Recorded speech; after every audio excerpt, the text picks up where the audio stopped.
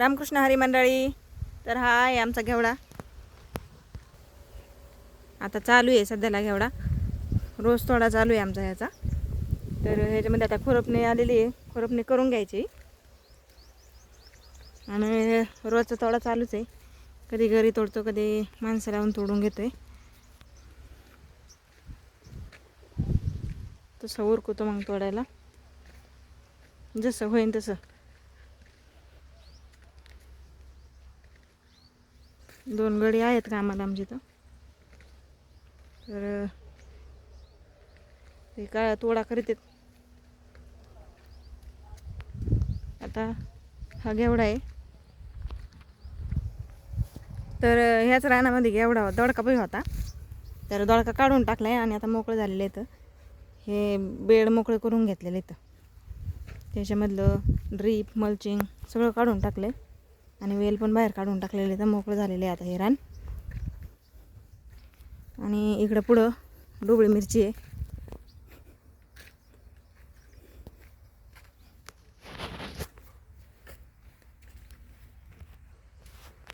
ही आहे ढोबळी मिरची. ह्याचा पण तोडा चालू आहे. आणि इकडं साधी मिरची आहे. 4च बेड आहेत साध्या मिरचीचे. त्याचा पण तोडा करतो आम्ही सारखा. ह्या ढोबळी मिरची अजून थोडे दिवस चांगली चलती तोपर्यंत तोडत राहायचे. आणि पुढं आहे ऊस. आता ऊसाचं बियाणं दिलेलं आहे आम्ही आणि गुराळाला पण दिलेलं आहे ऊस. बियाण्याला माणसं घेऊन जाते. ते आता लागणी चालल्यात ना ऊसाच्या, माणसं बियाणं घेऊन जाते ते. तर चालले ऊसाचे तोड. ऊस चाललेला आहे आता. हा गुराळाला दिलेला आहे आणि इकडं आहे तो ह्याला दिलेला आहे बियाण्याला.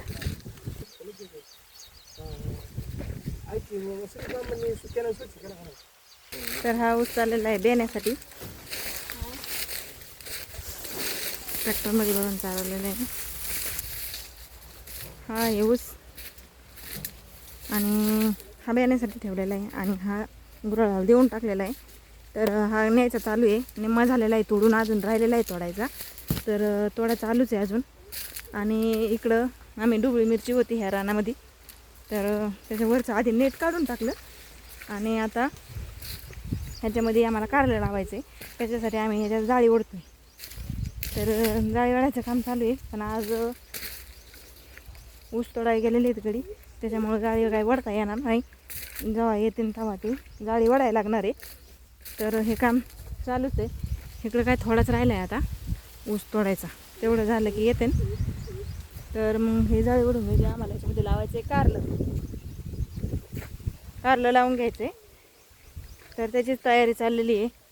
आधी जाळी ओढून घ्यायची, कारण की रान तुडवतं ना, म्हणून मग आधी जाळी ओढून घेतो आहे. आणि मग जाळी ओढून झाली की आम्हाला कारलं लावून द्यायचं आहे. कारण की बेड वर चढूनच लावायला लागते ना जाळी.